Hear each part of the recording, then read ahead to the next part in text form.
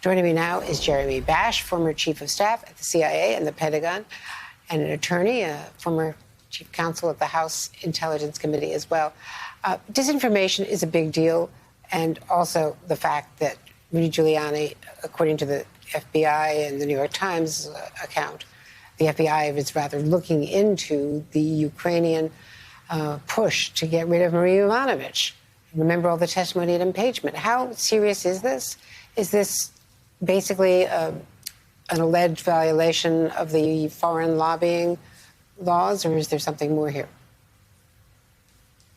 Well, there appear to be two streams here to the FBI's investigation into activities involving Rudy Giuliani. The first is Russian interference in the U.S. political system. Obviously, this is a well-understood story now by the U.S. intelligence community, which has published assessments that show that Russia obviously was involved in the 2016 election, but also was trying to influence the 2020 election. So there's a national security dimension. I think one question for the FBI is, as Russia was trying to sow disinformation, was Rudy Giuliani witting or was he unwitting? Was he just a stooge of the Russian intelligence services, or was he somehow in on it? I think that's the first question from a national security perspective. The second question is more serious for Rudy Giuliani, which is the criminal question, is whether or not he was involved in the breaking of any criminal laws. And one law that, according to these accounts they're looking at, is whether or not the Russians were sort of trying to pay Giuliani with this dirt in exchange for an official U.S. government action of firing the U.S. ambassador, because the U.S. ambassador,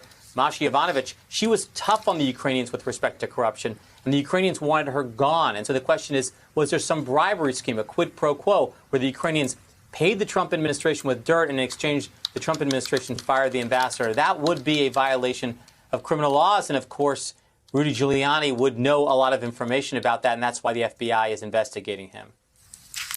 I wanted to just play some of what Ambassador Yovanovitch had to say at the impeachment hearings, just to refresh everyone's memory. I do not understand Mr. Giuliani's motives for attacking me, nor can I offer an opinion on whether he believed the allegations he spread about me.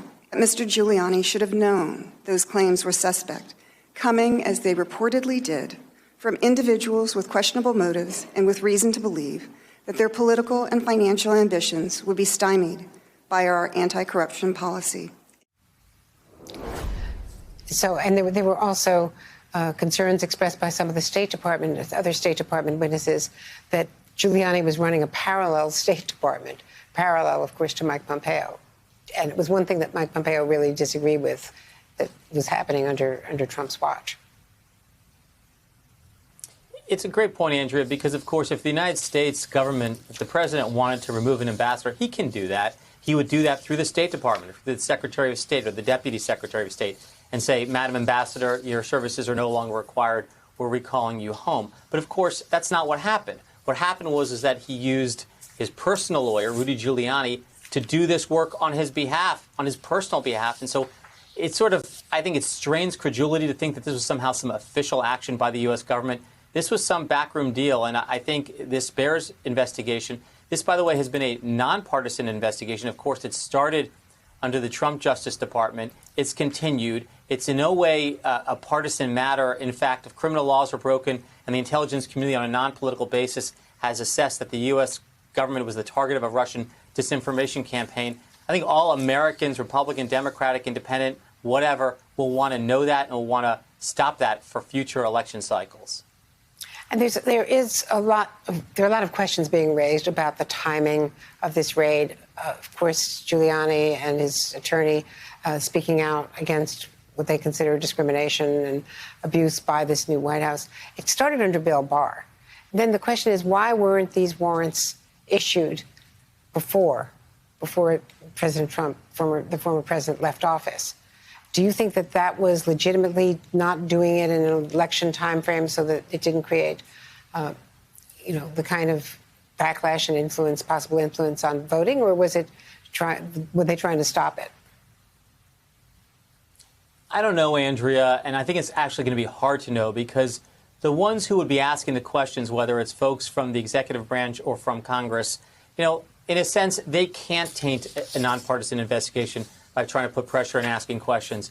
And so I think this should remain in the non-political lane of the career prosecutors and the career FBI officials. Let this play out. Let the facts go where they will, and not have this in any way tainted by anybody's partisan political agenda.